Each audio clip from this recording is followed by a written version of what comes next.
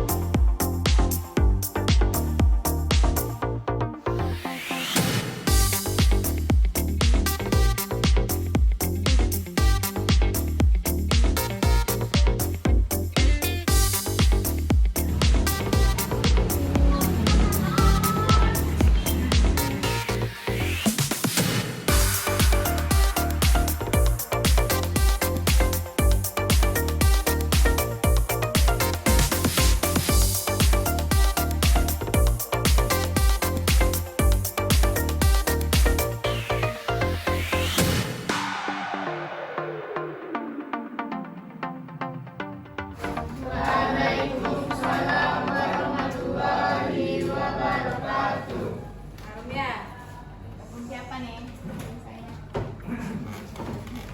Gimana kabarnya hari ini? Alhamdulillah. Nah, sebelum kita mulai pembelajaran, coba ketua kelas tolong disiapkan dulu. Siap. Gerak. Sebelum memulai pelajaran, marilah kita berdoa. Berdoa dimulai.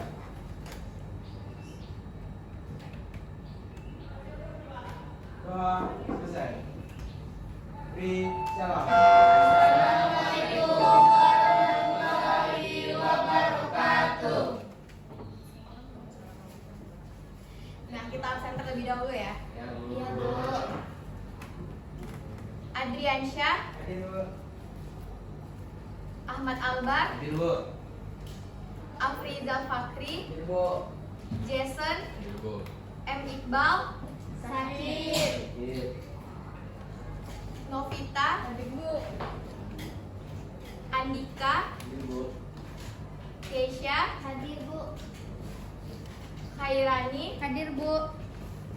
Citra, Hadir Bu. Dea, Sakit. Izin Bu. izin. Vina,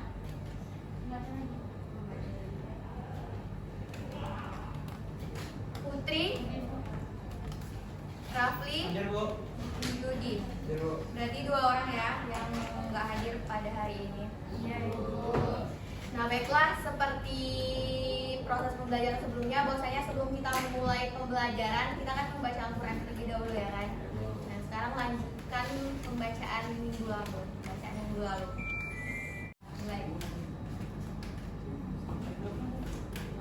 A'udzu billahi minasy syaithanir rajim. Bismillahirrahmanirrahim.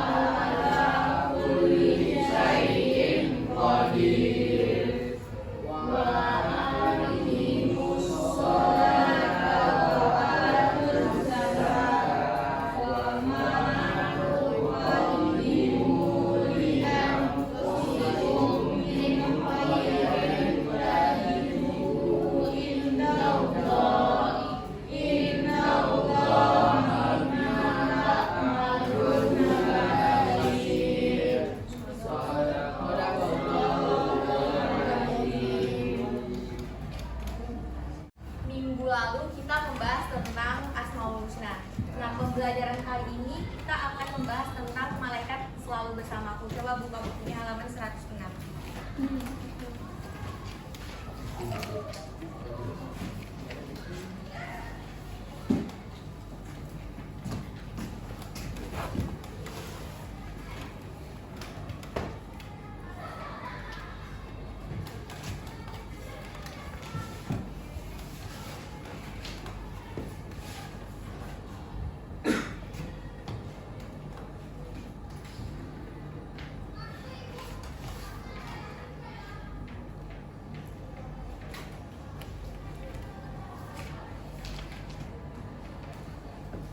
Nah, minggu lalu kita membahas tentang Asmaul Husna. Nah, pembahasan dari Asmaul Husna itu kita dapat mengimplementasikan dari Asmaul Husna yang kita bahas sebelumnya, Al-Karim, Al-Mu'min, dan lain sebagainya. Nah, kaitannya dengan materi hari ini, bahwasanya kalau minggu lalu kita membahas tentang pengimplementasian dari makna Asmaul Husna, hari ini kita membahas juga tentang pengimplementasian ketika kita beriman kepada malaikat. Nah, adapun tujuan ketika kita telah mempelajari ini, yakni agar kita itu menambah keyakinan gitu loh, akan semakin yakin akan beriman kepada malaikat dan juga terciptanya sikap jujur, bertanggung jawab, disiplin, sopan, dan lain sebagainya. Nah, itu merupakan tujuan atau kompetensi dasar dari materi malaikat selalu bersamaku. Nah, sebelum kita memulai pembelajaran pada siang hari ini, saya ingin memberikan sedikit motivasi kepada kalian semua bahwasannya belajar itu merupakan investasi terbaik masa depan. Oleh karenanya, jangan pernah berhenti belajar karena kehidupan tidak akan pernah berhenti dalam memberikan pelajaran. Nah, langsung saja ya. Adapun malaikat selalu bersamaku ini yang akan kita bahas ada beberapa submateri. Yang pertama adalah tentang pengertian. Pengertian iman kepada malaikat.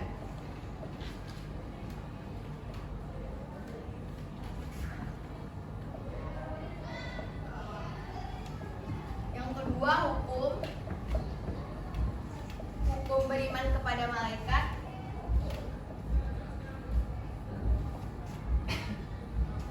Penciptaan malaikat.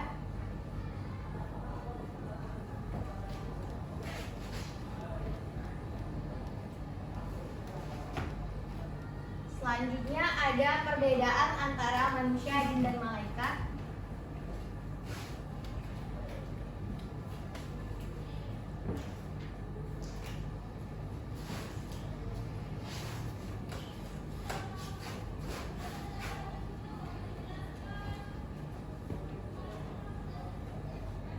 Ada jumlah.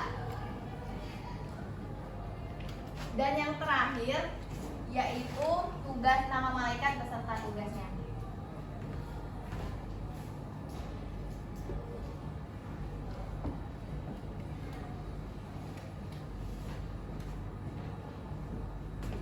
Agar pembelajaran kita semakin terarah, makanya saya buat peta konsep seperti ini. Inilah yang akan kita bahas satu persatu pada siang hari ini. Nah, sebelumnya saya ingin bertanya kepada kalian, jika di dalam suatu ruangan itu terdapat CCTV, apa yang kalian rasakan? Merasa diawasi, merasa dipantau. Terus apa lagi? Apa? Takut untuk melakukan sesuatu. Ya, benar sekali. Nah, ketika kita merasa di suatu ruangan itu terdapat CCTV, maka kita akan merasakan bahwa apapun gerak dari kita itu selalu diawasi, ya kan? Apapun yang mau kita lakukan. Oleh karenanya ketika ada CCTV di suatu ruangan itu, kita kayak ingin berhati-hati lah gitu lah dalam melakukan sesuatu. Nah, begitu juga peran malaikat di sini. Bahwasanya peran malaikat itu sama halnya seperti CCTV, dia selalu mengawasi apapun yang kalian ucapkan, apapun yang kalian perbuat, dan lain sebagainya. Oleh karenanya, ketika kalian beriman kepada malaikat, kalian itu harus selalu waspada gitu loh, berhati-hati dalam berucap, bertindak, dan lain sebagainya. Nah, jadi malaikat itu perannya itu sama seperti CCTV. Jadi ketika kalian beriman, maka kalian harus berwaspada, hati-hati dalam ucapan dan perbuatan. Nah, langsung masuk ke pembahasan pertama, yaitu pengertian iman kepada Nah, sebelum kita masuk ke inti langsung dari pembelajaran ini, pengertian iman kepada malaikat, kita bahas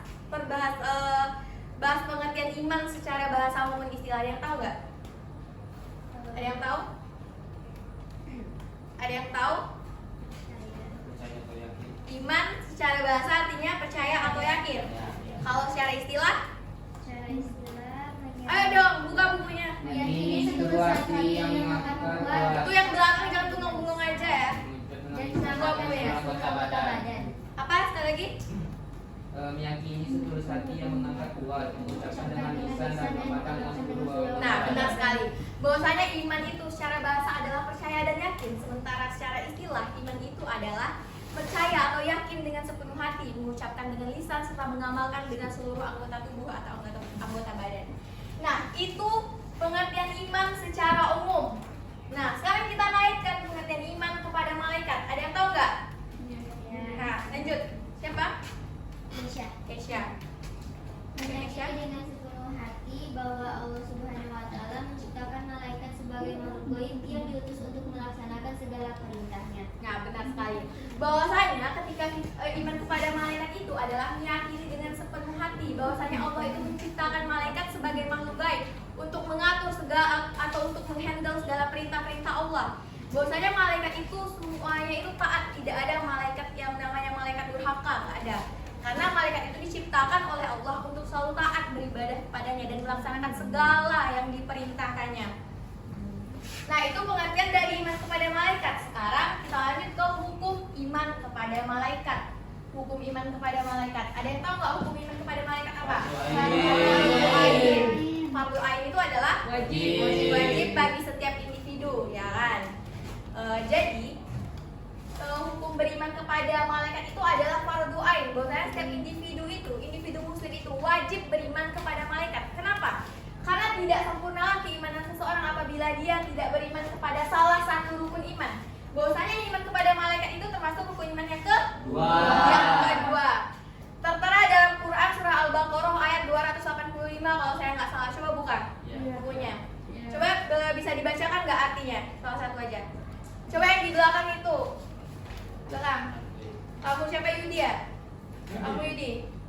Baca arti surah Al-Baqarah ayat 285. Artinya Yang lain coba disimak. Artinya Rasul beriman kepada apa yang diturunkan kepadanya dari Tuhannya. Besarkan Yudi. Rasul beriman kepada apa yang diturunkan kepadanya dari Tuhannya. Demikian pula orang-orang yang beriman. Semua beriman kepada Allah, malaikat-malaikatnya, kitab-kitabnya, dan rasul-rasulnya. Kami tidak membeda-bedakan seorang pun dari rasul-rasulnya. Dan mereka berkata, kami dengar dan kami taat. Ampunilah kami ya Tuhan kami, dan kepadamu tempat kami kembali. Nah, itu merupakan salah satu hukum dari iman kepada malaikat tertera dalam Quran surah Al-Baqarah ayat 285. Ada lagi di Quran surah An-Nisa ayat 136. Coba salah satu cewek baca artinya. Artinya, wahai orang-orang yang beriman, tetaplah beriman kepada Allah Subhanahu wa Ta'ala dan Rasul-Nya Muhammad SAW, dan kepada kitab Al-Quran yang diturunkan kepada Rasul-Nya serta kitab yang diturunkan sebelumnya. Barang siapa ingkar kepada Allah Subhanahu wa Ta'ala, malaikat-malaikatnya, kitab-kitabnya, rasul-rasulnya, dan hari kemudian, maka sungguh orang itu telah tersesat sangat jauh. Oke, itu merupakan hukum iman kepada malaikat yang tertuang dalam Quran surah Al-Baqarah ayat 285 dan An-Nisa ayat 136. Ada juga hadis riwayat Bukhari dan Muslim. Ada yang tahu nggak? Siapa? Ini belakang sekali siapa? Rafli. Coba Rafli baca. Iya. Diriwayatkan dari Abu Hurairah bahwa pada suatu hari Radhiyallahu Rasulullah anhu. SAW muncullah di tengah orang banyak. Lalu beliau didatangi oleh seorang Apa yang ketawa ini? Orang itu bertanya, wahai Rasulullah SAW, apakah iman itu? Beliau menjawab, iman adalah kamu harus percaya kepada Allah Subhanahu Wa Taala, malaikat-malaikatnya, kitab-kitabnya, pertemuan dengan Rasulnya, Udah ya selesai Rafli. Rasulnya, dan hari kebangkitan di akhirat nanti. Oke. Nah, pas Rafli. Senyum bacanya. Nah, jadi dari dua surah tadi dan satu hadis tadi dapat disimpulkan bahwasanya orang-orang yang beriman itu adalah orang yang beriman kepada Allah dan juga kepada malaikat, rasul-rasul dan kitab-kitab Allah. Jadi, hukum beriman kepada malaikat itu adalah fardu ain. Sempurnalah keimanan seseorang apabila dia mengimani keenam rukun iman itu.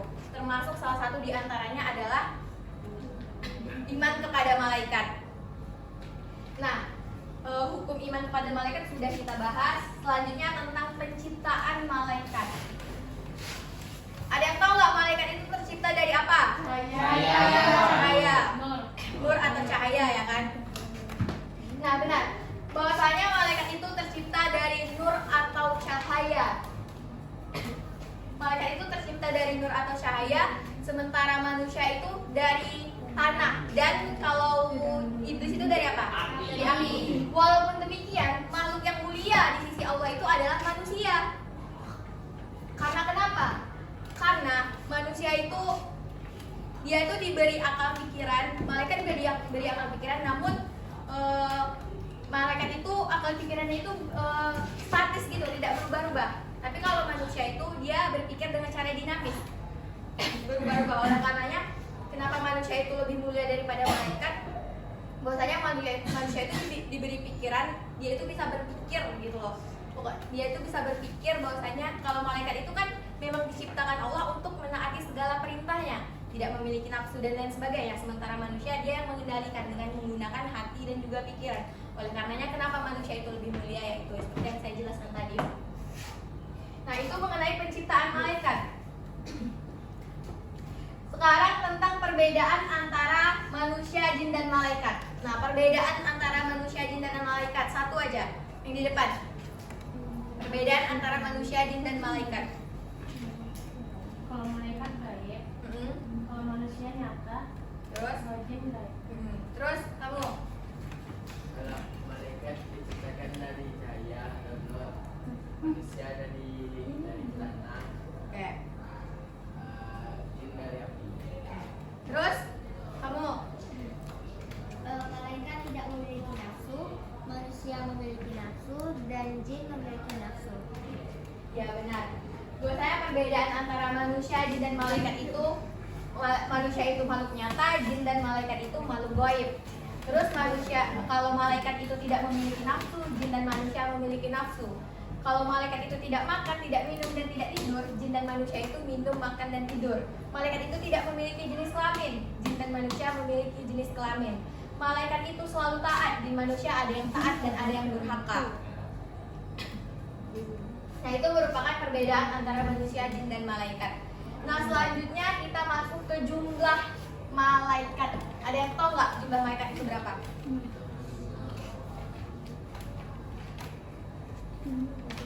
Jumlah malaikat itu tidak terhitung gitu loh. Tidak terhingga. Bahwasanya di Al-Quran itu tidak dijelaskan berapa jumlah malaikat itu, di Al-Quran tidak ada. Namun di hadis riwayat Ibnu Majah, coba buka ibunya. Bahwasanya Aisyah itu mendengar Rasulullah berkata, ketika seseorang itu mendatangi saudaranya sesama muslim, maka 70.000 malaikat akan mendoakannya di waktu pagi dan petang. Jadi kalau misalkan menurut hadis riwayat Ibnu Majah itu malaikat itu berjumlah 70.000. Tapi untuk pastinya di Al-Quran pun tidak dijelaskan. Tapi malaikat yang wajib diimani itu ada 10. Nah, kita langsung masuk saja ke nama-nama malaikat dan tugasnya. Nah, malaikat yang wajib diimani itu kan ada 10 kan. Coba kalian sebutkan satu-satu. Malaikat Jibril, malaikat Mikail, malaikat Jibril, malaikat Israfil, malaikat Munkar, malaikat Nabil, malaikat Munkar, malaikat Ridwan. Coba-coba yang di depan pasang sepatunya dulu. Di belakang tolong perhatikan ke depan ya. Nah, benar. Nama-nama malaikat dan tugasnya. Malaikat yang pertama adalah malaikat Jibril.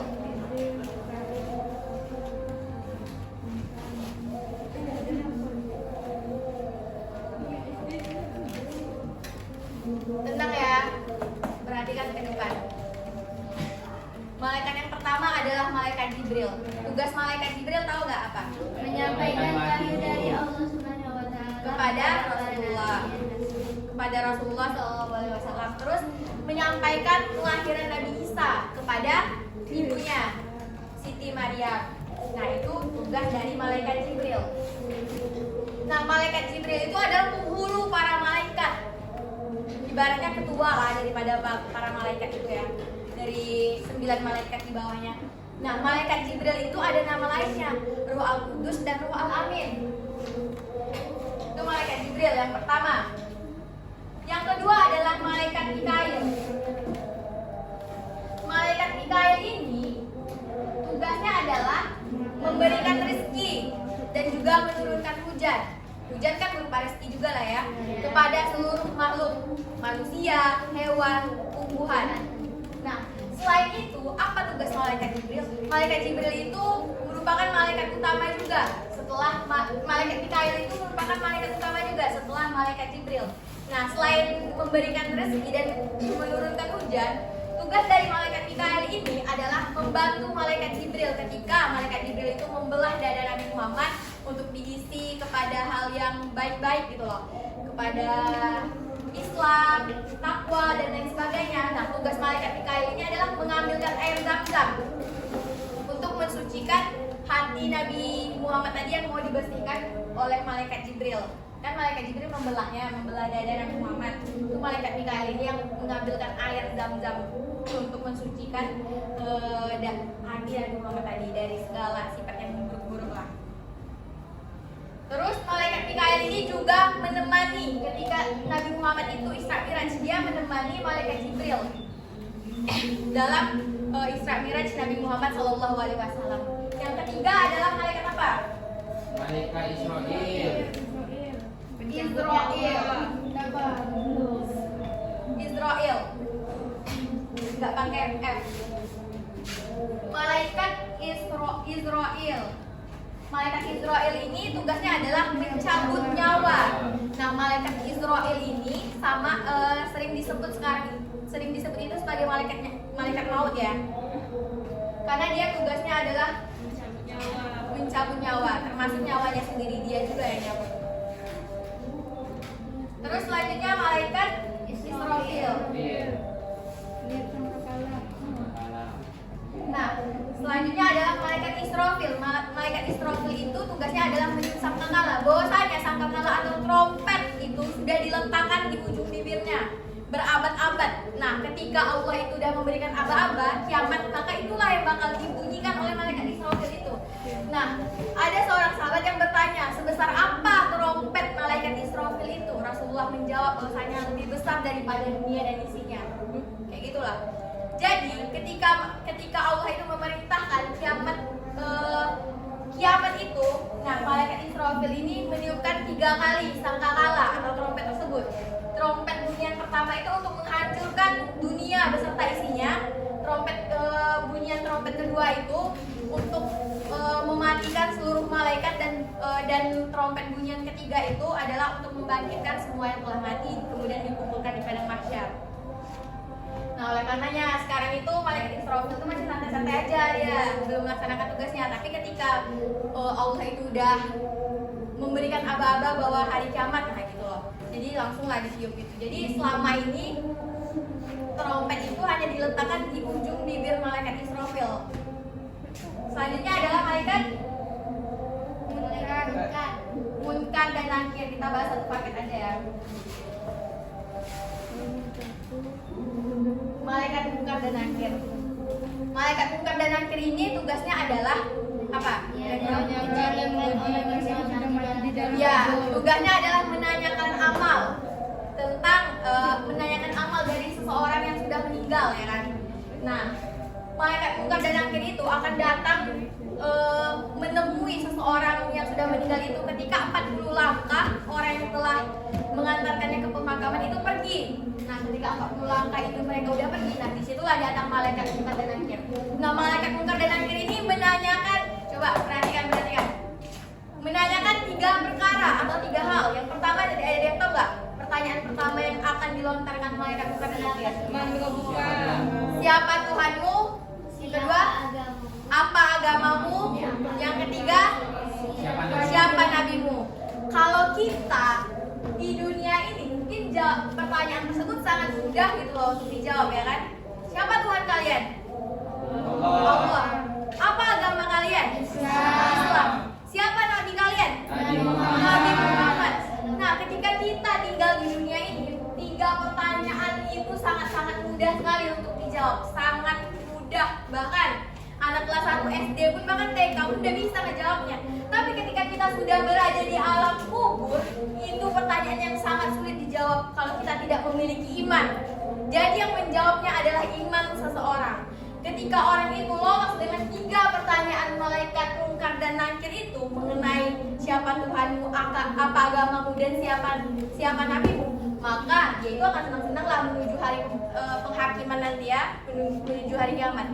Namun jika seseorang yang sudah meninggal itu tidak dapat menjawab 3 perkara atau 3 pertanyaan dari malaikat mungkar dan nakir, nah siap-siaplah. Karena siksa kubur tuh ada kan. Oh ya, silakan. Jangan lama ya. Nah, selanjutnya adalah malaikat Raqib dan malaikat Atid. Ada yang tahu nggak tugasnya apa? Mencatat segala manusia. Nah, mencatat segala amal kebaikan manusia dan keburukan manusia. Yang baik yang mana? Raqib. Yang buruk? Atid. Jadi, azan ya, kita diam dulu ya. Nah, tadi ya lanjut materi yang tadi, karena tadi azan ya. Nah, selanjutnya malaikat Raqib dan Atid. Jadi apa tadi tugas malaikat Raqib dan Atid? Nah, benar. Bahwasanya tugas dari malaikat Raqib dan Atid, malaikat Raqib itu mencatat segala amal kebaikan, sementara malaikat Atid mencatat segala amal keburukan. Nah, Raqib dan Atid ini tidak pernah lalai dalam tugasnya, dan mereka itu selalu teliti dalam melaksanakan tugasnya. Tidak ada kekeliruan dari pencatatan malaikat Raqib dan Atid, tidak ada, walaupun sedikit itu tidak ada. Nah, selanjutnya adalah malaikat Malik dan Ridwan. Malaikat Malik dan Ridwan. Malaikat Malik tugasnya menjaga pintu neraka. Malaikat Ridwan menjaga pintu surga. Nah, yang pertama yang akan kita bahas adalah malaikat Malik. Malaikat Malik itu tugasnya adalah menjaga pintu neraka. Bahwasanya malaikat Malik itu berwajah seram. Konon katanya, saya pernah baca dari suatu artikel bahwasanya malaikat Malik itu berwajah seram. Malaikat Malik itu sangat jarang tersenyum. Ia pernah tersenyum sekali ketika bertemu dengan Nabi Muhammad, ketika Nabi Muhammad Isra Miraj. Itu pun dia tuh ditegur sama malaikat Jibril, ketua para malaikat itulah. Dia tuh sangat jarang sekali tersenyum. Dia tersenyum ketika melihat kekasih Allah, Nabi Muhammad SAW. Beda halnya dengan malaikat Ridwan. Malaikat Ridwan ini tugasnya adalah penjaga pintu surga. Malaikat Ridwan ini sangat ramah, selalu tersenyum, sopan. Mereka itu mempersilahkan dengan ramah lah semua orang penghuni surga itu. Jadi berbanding terbalik lah ya antara malaikat Malik dan malaikat Ridwan. Kira-kira kalian mau bertemu malaikat mana nih? Ridwan. Malaikat Ridwan. Nah, baik-baik lah. Siapa yang mau bertemu dengan malaikat Malik nih? Albar ya?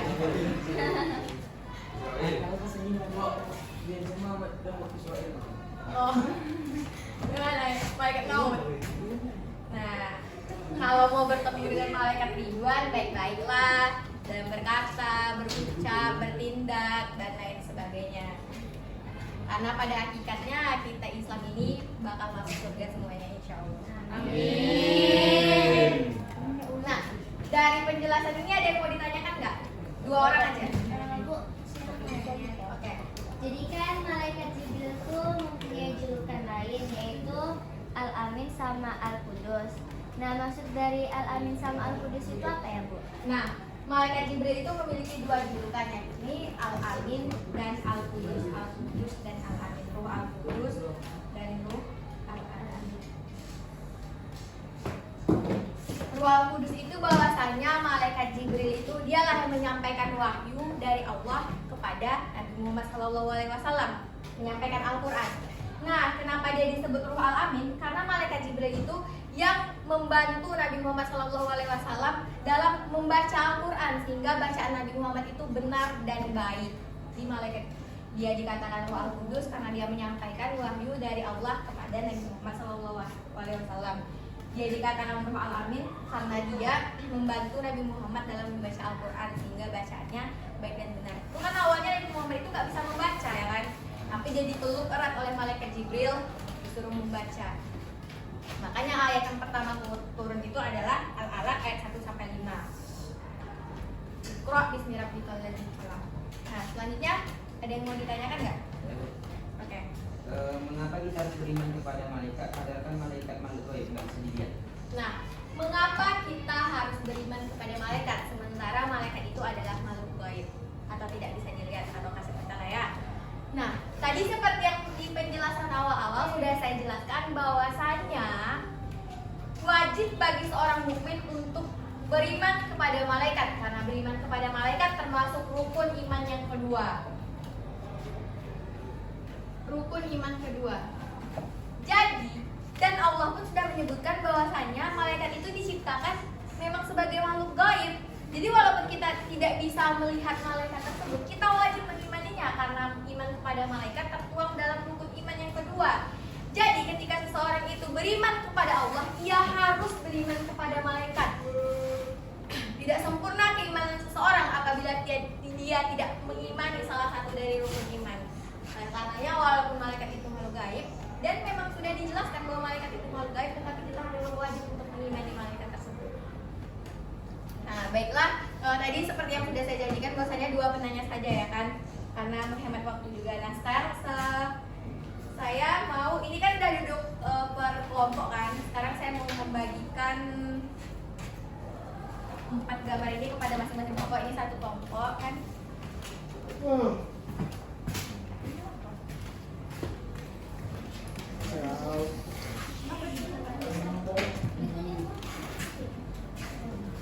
Nah, coba perhatikan dari gambar-gambar atau potongan gambar yang sudah saya berikan kepada kalian. Nah, saya mau di situ kalian jelaskan apakah gambar tersebut sesuai enggak dengan materi kita pada hari ini. Malaikat selalu bersamaku atau iman kepada malaikat. Malaikat itu yang tugasnya itu sebagai CCTV gitu loh. Sesuai enggak? Sesuai. Nah, kalian jelaskan di kalian tulis di belakangnya itu, kalian tuangkan apa yang kalian pikirkan sesuaikah atau tidak gambar itu dengan materi kita pada hari ini.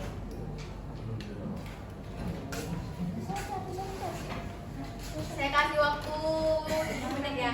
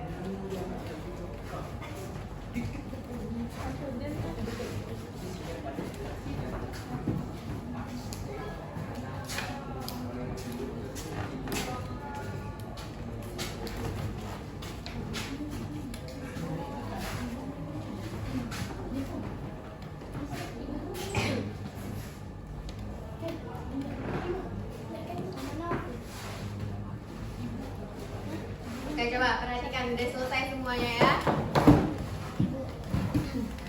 Nah, hasil latihan kalian hari ini bakal saya kembalikan minggu besok atau pertemuan berikutnya. Nah, saya koreksi dulu apa argumen yang kalian cantumkan di kertas ini. Itulah, sampai situlah pemikiran kalian tentang materi hari ini ya. Minggu depan insya Allah bakal saya balikin. Izin bentar ya. Iya, silakan.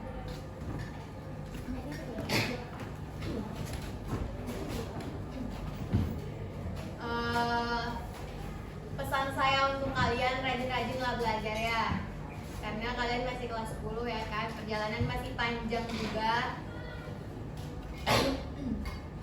Bagi yang tamat sekolah menengah kejuruan ini, ada yang mau lanjut kuliah, ada yang mau bekerja, itu kan semuanya pilihan masing-masing lagi ya. Semuanya itu baik, baik kuliah baik, kerja juga baik. Nah itu tergantung pribadi masing-masing. Pesan saya sama kalian, pokoknya jangan pernah berputus asa. Selalu kalian tuh belajar, jangan pernah berhenti belajar. Itu sih pesan saya untuk kalian. Nah, karena pembelajaran pada hari ini udah selesai, materi pun udah selesai saya sampaikan, dan saya juga sudah memberikan latihan kepada kalian. Mungkin pembelajaran kita atau proses pembelajaran kita pada hari ini cukup sampai sekian. Saya ucapkan terima kasih. Sebelum kita keluar kelas, kita mengucap hamdalah terlebih dahulu. Alhamdulillah. Waalaikumsalam. Nah, mungkin sekian penjelasan atau pembelajaran yang dapat saya sampaikan pada hari ini. Lebih dan kurang saya mohon maaf. Wassalamualaikum warahmatullahi wabarakatuh.